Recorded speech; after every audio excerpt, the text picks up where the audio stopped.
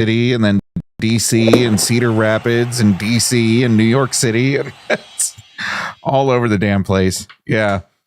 So it's been crazy trying to prevent this decline into fascist authoritarianism.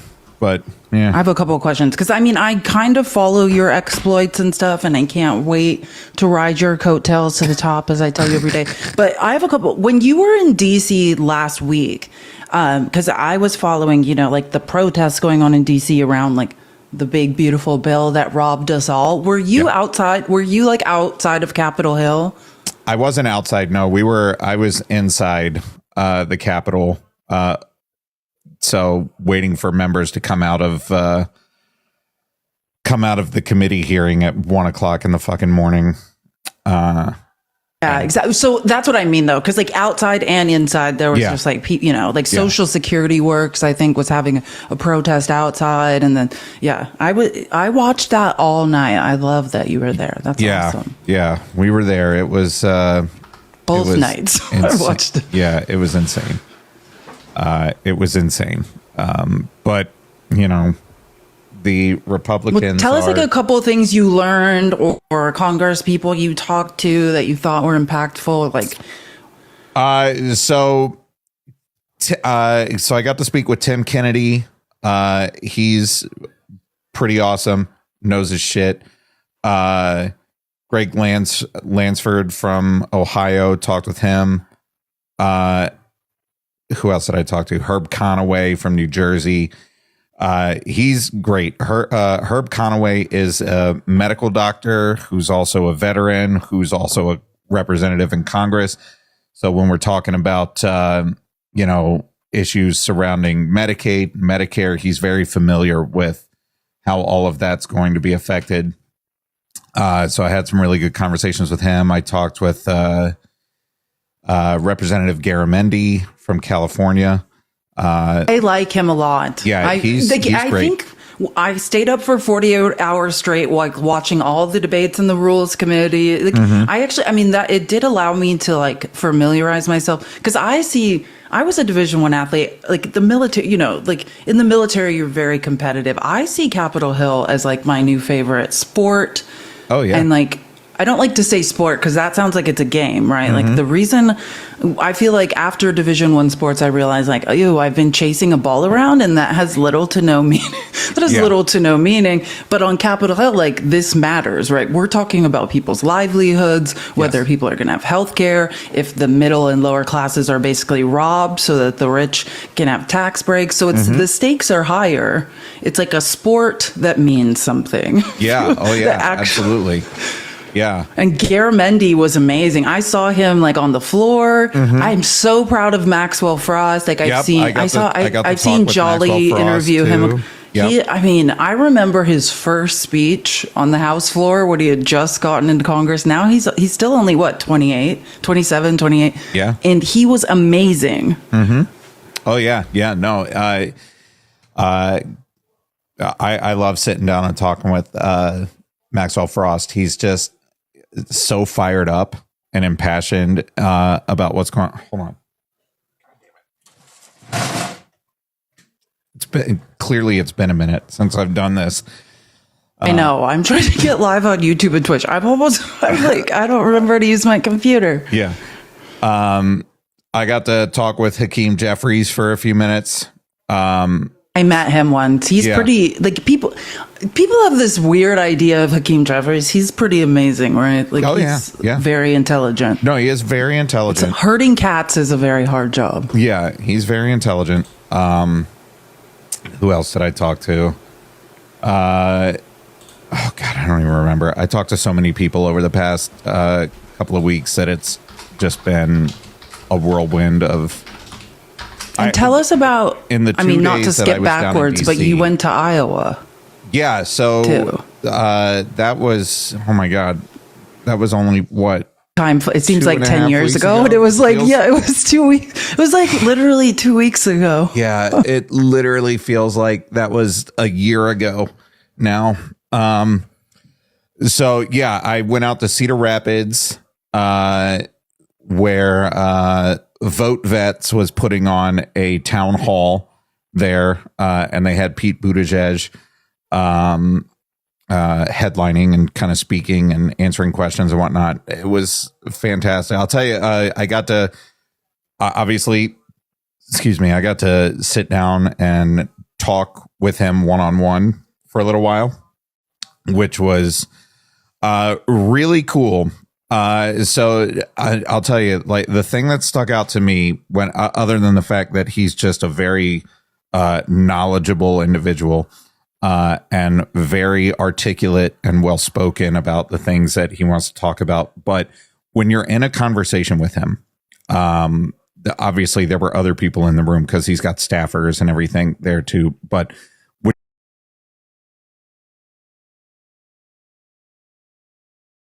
he could care less about anybody else that's in the room or around. If you're talking to him, he's fully invested in what you're saying. So what did the chat said? Pete could get it. I was like, if he wanted it from me, which I highly doubt he does. But yeah, I know exactly. I mean, his communication skills, right? Like, I don't think people understand. It's not just because, like, Gavin Newsom. Here's my comparison. Gavin Newsom has almost an eidetic memory, right? Mm-hmm. I have seen Gavin Newsom in debates. He has almost total recall. He could look at a spreadsheet of data and almost recall it as if he's just reading line for line in an Excel spreadsheet. But if you also can't, exactly, Matt, what you're describing, like, have a conversation, be able to, like, focus in on a person and say, hey, I'm listening to you. I hear you. What matters to you matters to me. Like, it's his communication skills that just make him, he takes complex problems and makes them simple, easily palatable, understandable. Like, I will say, just like Kamala Harris, you know, people, I love what Baga says. Oh, she wasn't qualified to be president. No, actually, she's probably top 5 most qualified people to ever run for president. Oh, 100%. And you need to unpack your misogyny and race on paper. If you didn't know she was a woman, if you didn't know she was half black, half Indian, that was literally it. That was the most one of the most qualified candidates we've ever had. And I think 100%. It's same thing with Pete Buttigieg. If when you're around him, when you speak to him, that is one of he would be one of our best presidents of all time. Oh, yeah. That's like, unpack your bigotry. You know, and it was, get on board. You know, like a lot of people, let me rephrase that. Unlike a lot of people, when he's listening to you, you're never thinking that he's just waiting his turn to talk. You know what I mean? Like, he's not just listening to you and preparing a response. He's literally just hearing what you're saying, and then he processes it, and then he answers exactly what you were just talking about. Like, everything. There wasn't, the only thing I will say, the only time I stumped him a little bit, I caught him off guard. And I'm going to take that as a win for me, because catching Pete Buttigieg off guard, where he's a win is a win. A win is a win. Where he's speechless for, you know, a couple of seconds, right? Like, didn't know how to respond to it. I told him that I was from New York's 24th district, Claudia Tenney's district, you know, and that she's never done a town hall in person up here before. And I said, I got 3,000 people that have asked me to ask you how much of my beard I have to donate to you to get you to come and do a town hall. And he was like, it's kind of like, no, thank you. He's like, that was a little, he's like, that's one way to do it. That's one way to do it. I was like, good. I got him. I got Pete Buttigieg kind of on his heels for a second, like a split second.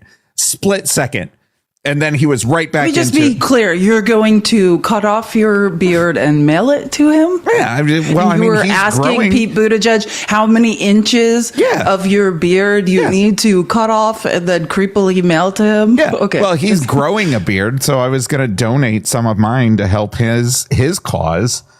And he was like, that's a way to do it. That's a way to do that. I was like, yeah, awesome. But so you don't mail him your beard. He may do that town hall. So he does not. He'd be get like, your if beard you in the don't mail. send me hair in the mail, then maybe I'll come to Central New York. But no, he was just the dude is a machine, because he did an hour and a half long town hall, and he had been going all day up into the town hall, right? So he had been going around and visiting with people, and he held a smaller round table with a bunch of veterans earlier in the day, and he had been nonstop all day.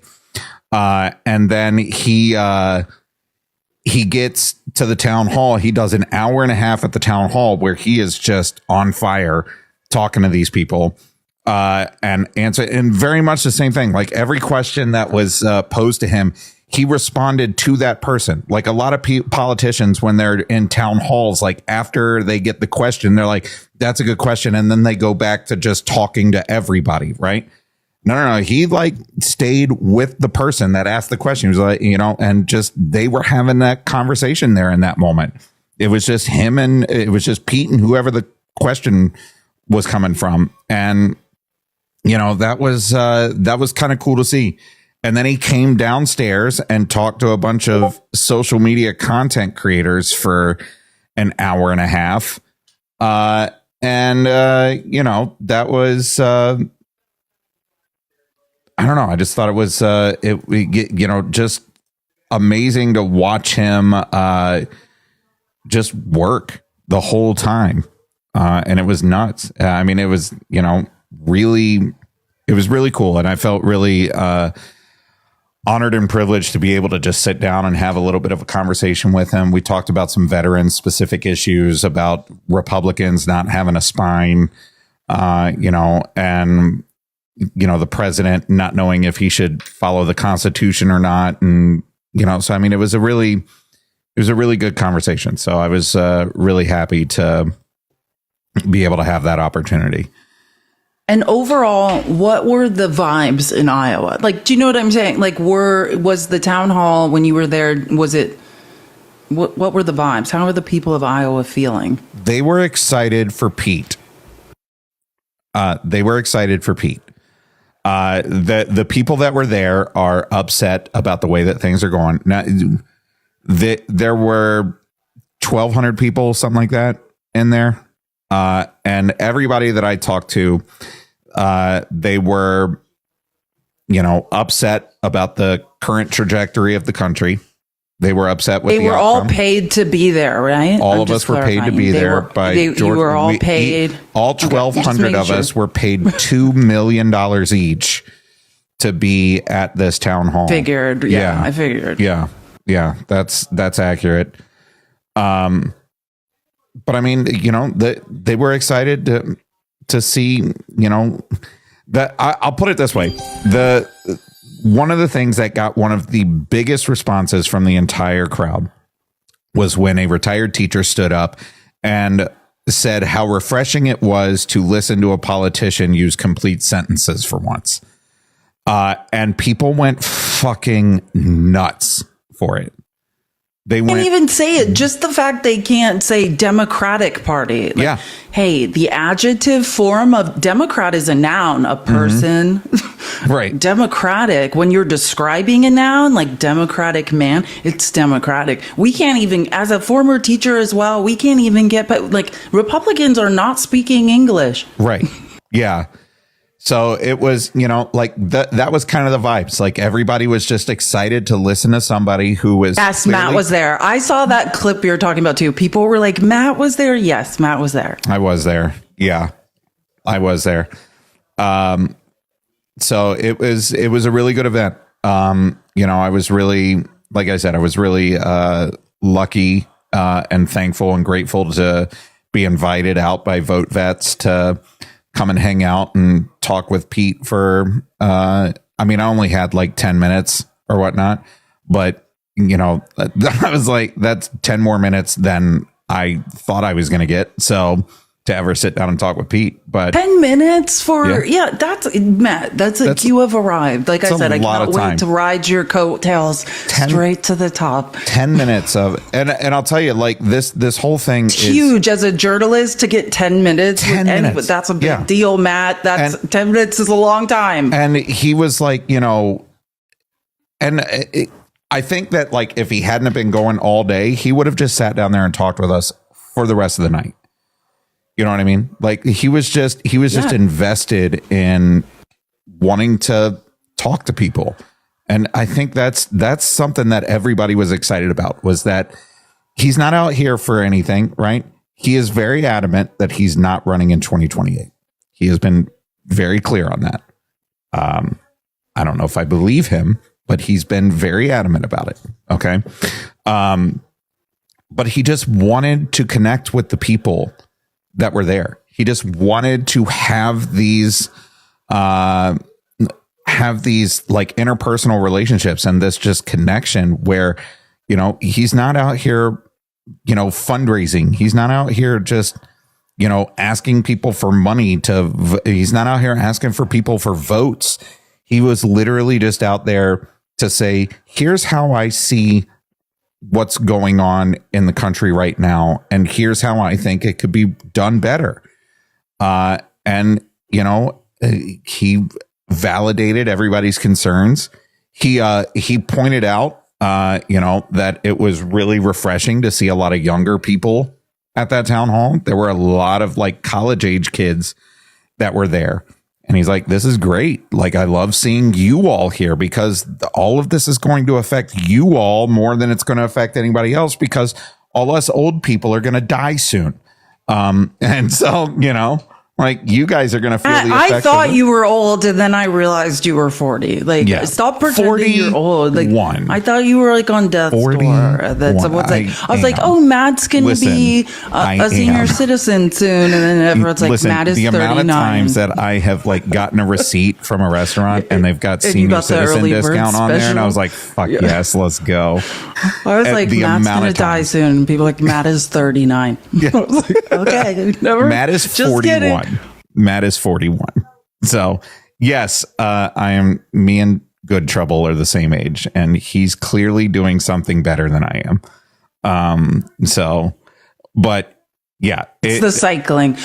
Let me just do an announcement. Can we please, everyone tap the screen? Let's get to 100K as fast as possible. The bottom right-hand corner, that right arrow, let's share the live with 5 to 10 people each. Cause we're kind of shooting the shit. Cause I've been very interested to finally pin Matt down and talk to him about all the places he's been and the people he's seen and all the people he's talked to. But we're going to move into obviously some bigger issues. And the more people we have in this live, the better once we start getting into the nitty gritty of how Trump's robbing us and stealing due process and all sorts of things. So tap the screen. If you don't have people to share the live with, when you push that arrow in the bottom right corner, just push the copy link button. That counts as sharing the live. Chris, I was 41 once. That's funny. The point is that Matt is not do you know how many people I've said like, oh, Matt's 40, like 41, and people are like, no, he's not. Like, I have to like battle people. Oh yeah. And I'm like, no, it's just, I have to battle people. I wonder, do you look young with your beard shaved off? Yeah.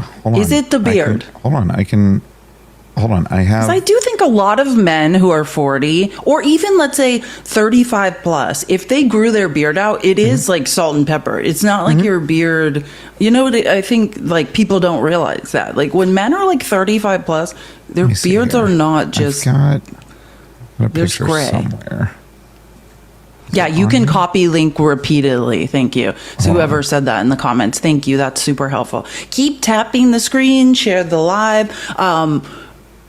The star in the bottom left-hand corner, because I'm learning things about how to run lives, is if you want to subscribe to Matt, that's the star in the left-hand corner. I only need like 350 followers to get to 200,000 finally, which to Matt, that's a joke, but it's a big deal for me. That's so if you're not huge deal. Me, are you kidding me? Please do. Well, yeah. I just want to clarify, if you're going to subscribe to Matt, please don't do it on TikTok. Please go to USMCAngryVeteran.com and subscribe there.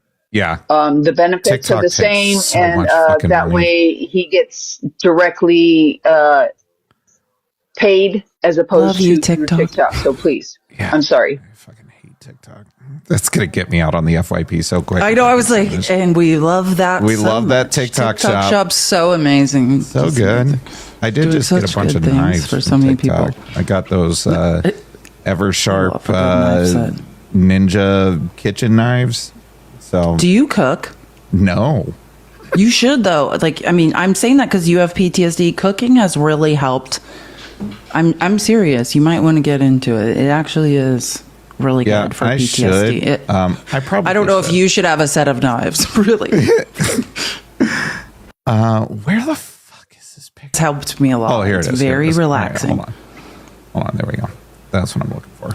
Okay. I'm pulling up my list. I made, you know me, I made a list of things I wanted to scream with you about and get your thoughts on that have happened in the last week. So I'm just pulling them up.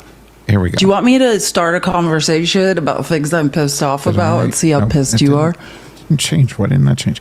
Yes, absolutely. Hold on. I'm trying to get this picture of me. There we go. Okay. There you go. That's shaved beard, Matt. That's you? Yeah. Oh my God! What?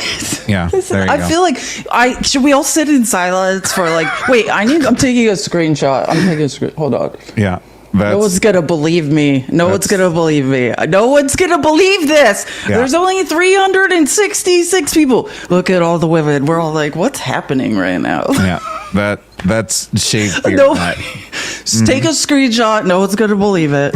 Like I do. I have a screenshot. I'm gonna send that to Steve in England. Let's all. That's Matt's face. Yeah, that's. How old are you in this picture? That's what, 3 years ago, something like that. That's 3 years ago. What is happening? We'll all ponder this later. That explains a lot. See? Yeah. So there you go. It does. You could see it like above, like middle nose and up. It is. It's you. No, that's absolutely me. That's 100% me. So what's the beard represent to you? Are you hiding? Like, you know what I'm saying? Like, I'm fascinated by what beards represent to men. Like, what do you think it is psychologically? Yeah, this is real deep.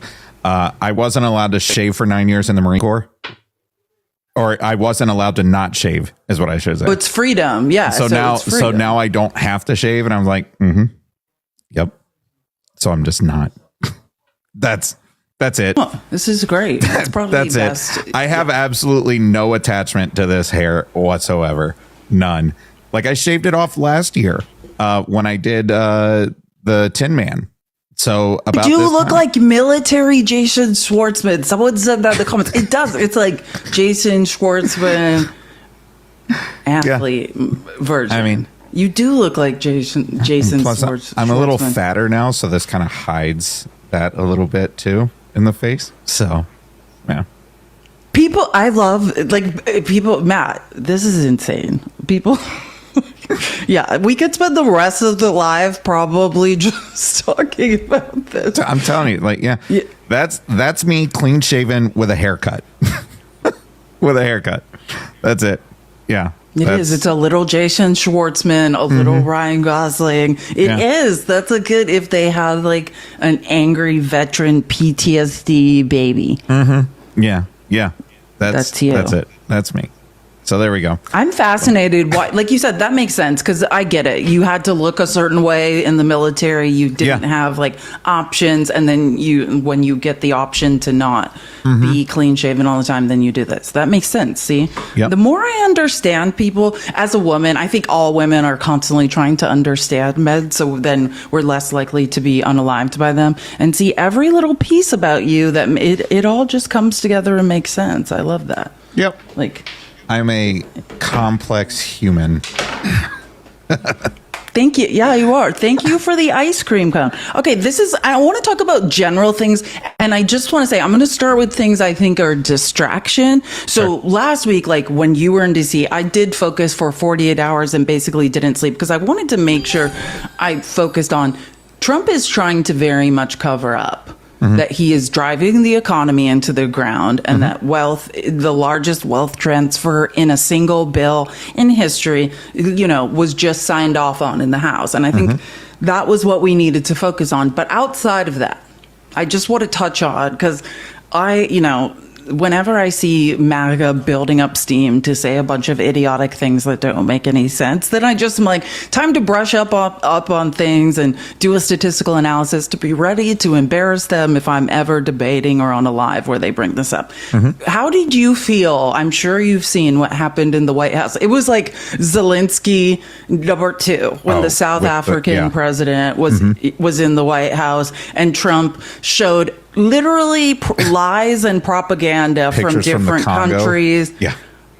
Pictures from a different African country saying that due to a white genocide, farmers were being buried, showed those white crosses, which are like a symbolic memorial there, and said, this is a grave site. No, that's not a grave. No people are buried there. Weirdo. And I mean, I've done to brush up. I mean, I understand apartheid that ended in 1994. I mean, the least discriminated people in South Africa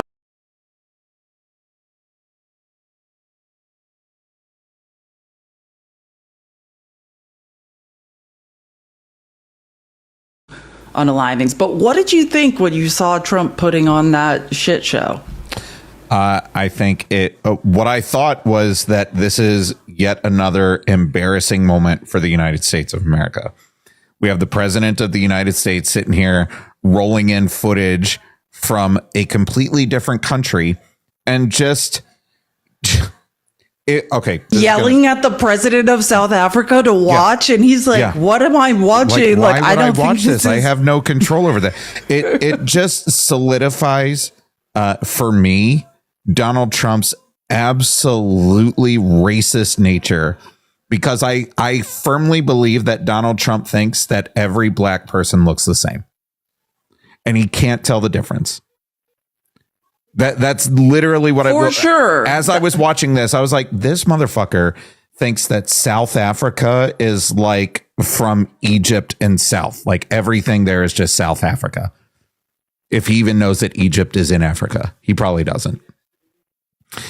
No, of course. Oh, no. I mean, he said that he didn't know what the Congo was. So it makes sense.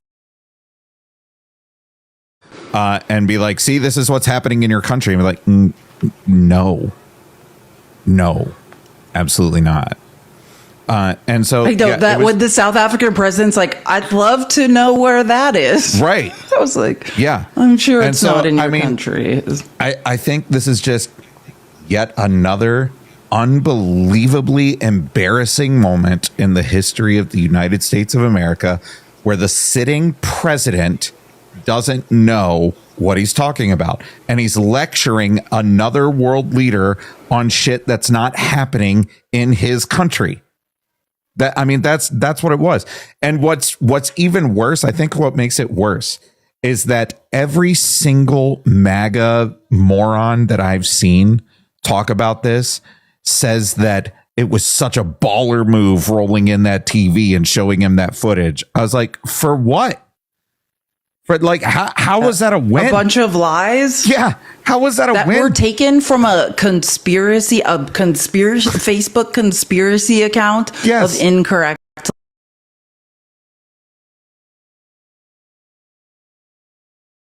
But that's the point. No, let MAGA say those things, because then I know who's stupid and who's not. 100%. That's how we know. Oh, MAGA, again, it turns out you don't know anything about anything. I'm shocked. You follow Facebook memes as your fucking source of everything, which is insane when we're talking about, like, it's one thing if like my 70-year-old grandmother sends me a meme and is like, did you see this? I was like, yes, I did. That's a picture. Like, and it's got text on it and it's not true. I'm not expecting you. Did you send it to me 7 times, mammal?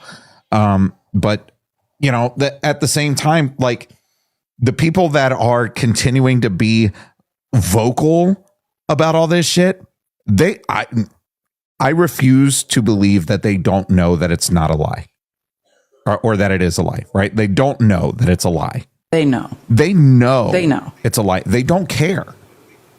They don't care. There is not of course not. There is not a single person that is walking around in a red hat right now continuing to say the same shit that Donald Trump says that don't know that it's a lie.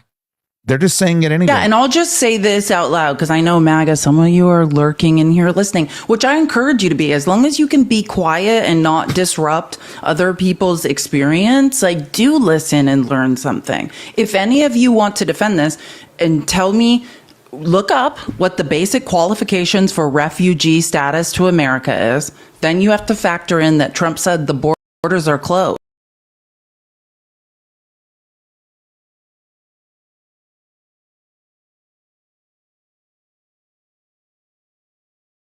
Our tax dollars. It's not like these people walked over some land bridge, somehow made it alive to the border and claimed asylum. We paid, you understand, we paid for their flights here. Remember, and I want you to, the reason I'm pointing this out, MAGA, is because what Biden never did was pay for flights for people here. Right. That didn't happen. But what we just saw was apparently you guys are celebrating the borders being closed. All I hear MAGA say is this isn't about race. It's any immigrants. It's any immigrants. And that somehow our tax dollars should be paying to fly people that I can, and I want to say this unequivocally, I can make this mathematical statistical argument. Not only are these people not qualifying for refugee status, but all the wealth, any safety that is afforded, any upward mobility, any education, disproportionately is being granted to these people in South Africa. Right. The actions being taken by this administration 100% tells me that this is about race, because they have canceled the refugee programs for everybody across the board. And then they made an exception for 52 white people from South Africa. Okay. So they canceled the refugee programs for across the board. But until further notice, we're not bringing in any more refugees from anywhere, unless you're a white person from South Africa who is convinced that there's a genocide going on there. And apparently it's such a terrible genocide that only 58 people felt the need that they had to get the fuck out. Like, thank God. Thank God we stopped that one. I made like a list of just 10, because MAGA, I know you don't know anything about this country, right? You don't know about this country. So how are you going to know anything about South Africa? Just in case you're curious, apartheid was 1948 to 1994. It only recently ended, but I just wanted to read a couple of things. Afrikaners, and when we say Afrikaners, those are the white people, the Europeans that just showed up, unalived a bunch of people and stole all the land and resources in South Africa, right? They earn 5 to 6 times more on average than Black South Africans. Black South Africans, over 60% of the population, but they hold less than 20% of the country's wealth. That was according to the World Bank in 2021. It's much less now. I've looked at many different resources when I do statistical analysis. Post-apartheid land reform, 72% of farmlands remain white owned, with Afrikaners. 72%. White South Africans control a disproportionate, and depending on who you ask, some say it's over 80%. White South Africans have higher education rates, right? 65% make it to university versus 25% for Black South Africans. Right. Like, every statistic shows that these are the least discriminated against folks in South Africa, but they need to come here. I think the J6ers need some playmates from across the sea. Clearly. And I will tell you, right, there was a representative from South Africa who was, I can't remember what news program she was on, BBC or something like that, maybe. Can't remember, but she was talking about, like, there is a violent crime problem in South Africa.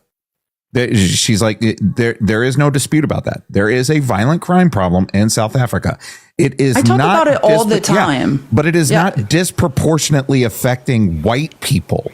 It's across the board. Not even close. Yeah. And I want to explain this. So, and I can get more into the details because I have them all itemized out. But in 2024, there are about 60 unalivings on farms, right? And this is not itemized out by race, so don't even try it. But what you need to understand is only one actual farm owner was unalived in that, because what the point is, and my example is always Oscar Pistorius. Do you remember the guy with no legs who ran in the Olympics?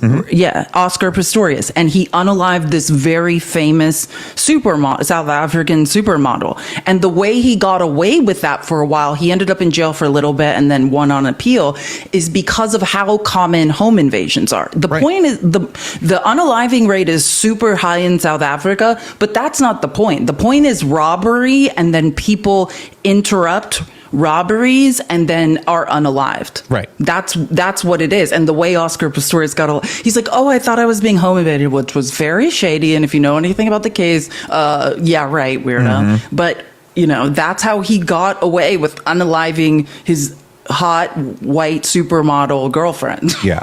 Just thought I was being home invaded, so I was in the bathroom and I pew-pewed her like way too many times through a door. But whatever. But that's the point. The point is it's not just the unaliving rate is high for unaliving.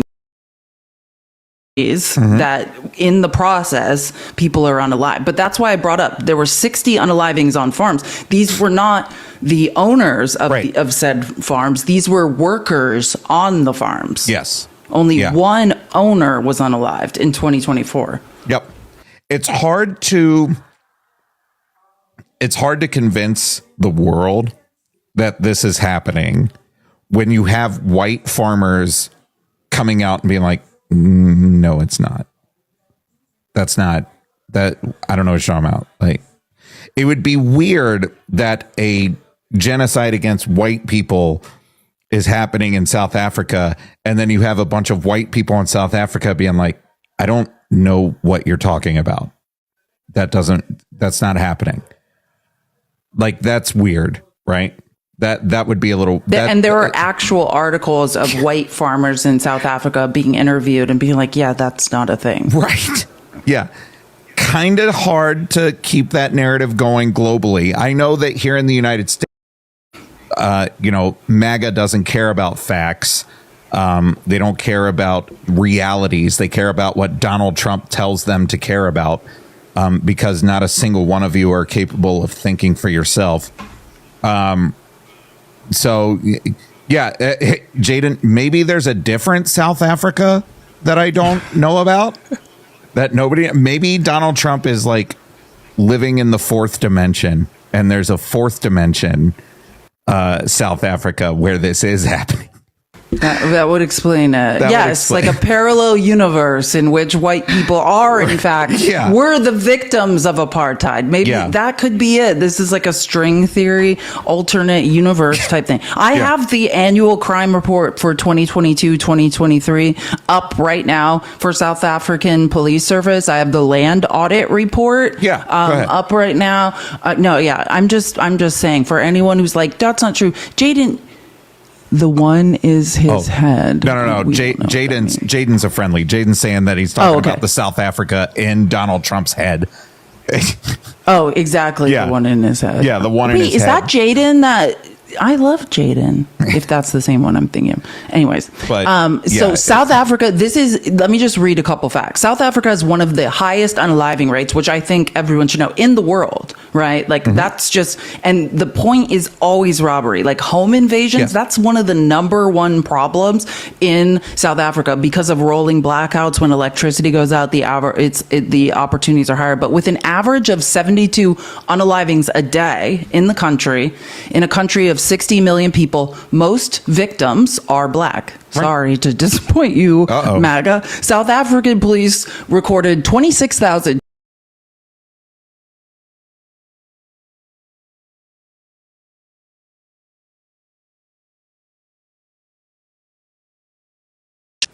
data collected by white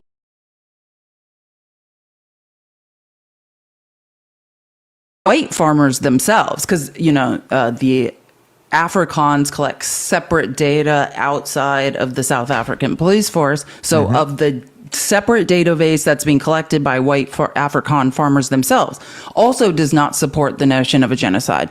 Afrikaner Farmers Union has counted 1,363 white farmers unalive since 1990. That's 4 years before the end of apartheid. Right. Or an average of 40 a year, less than 1% of total unalivings.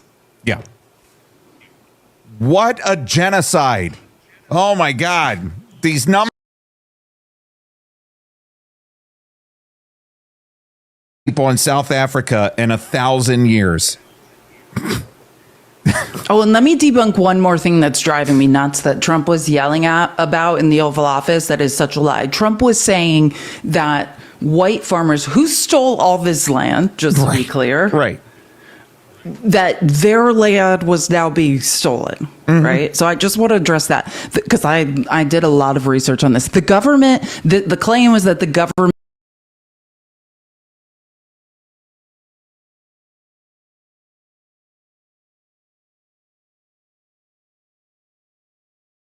North Africans. So some 3/4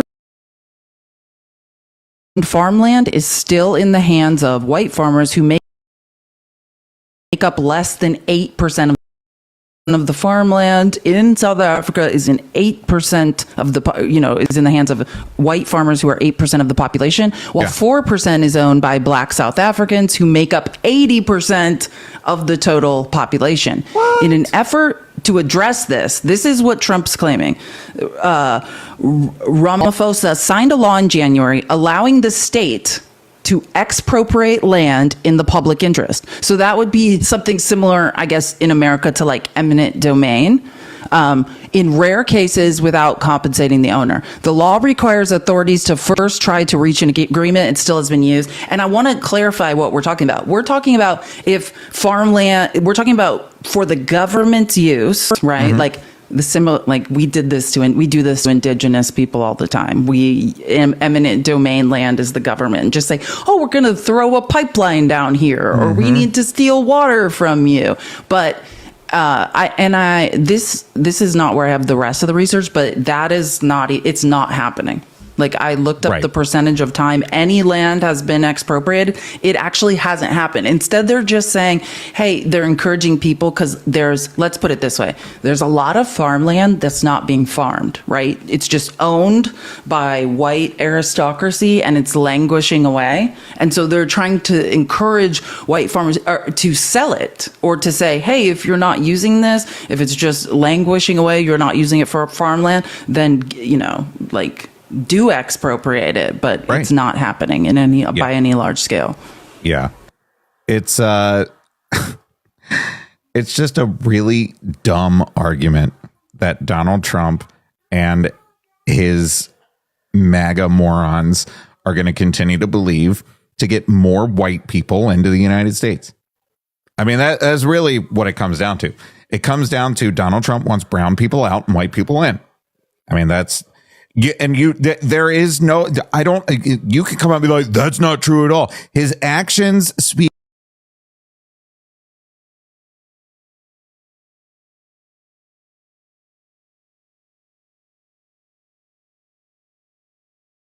programs across the board.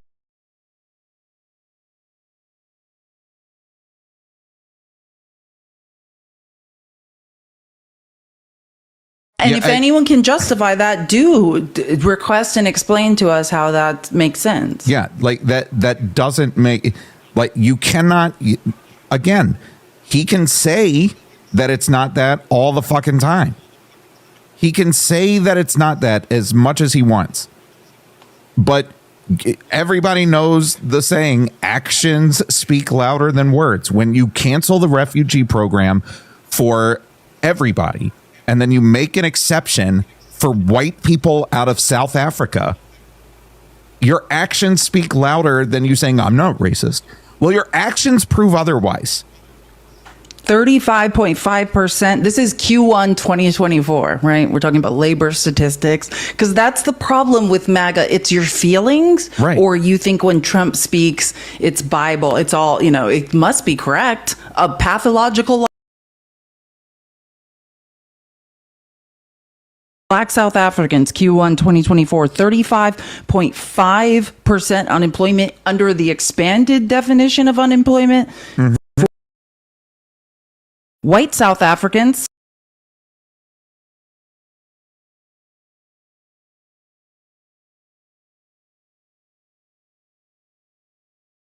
audit report I have up now, Black owned, 4%.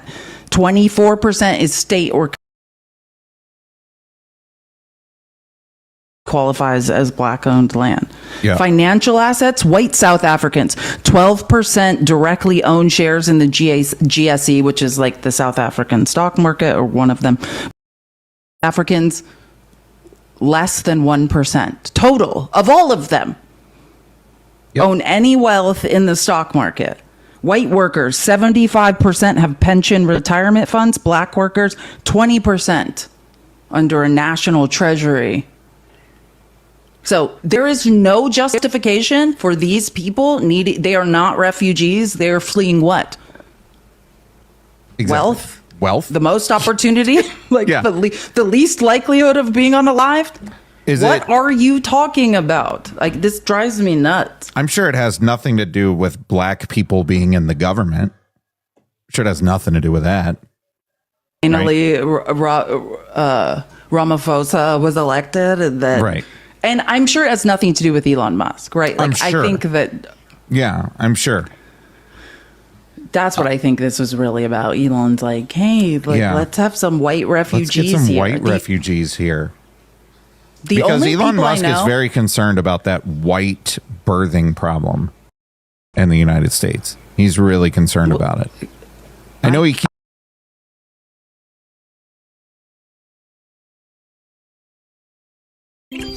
And I don't... Are you in TikTok Studio? TikTok Studio you've been gone all last week. TikTok Studio is insane. Yeah.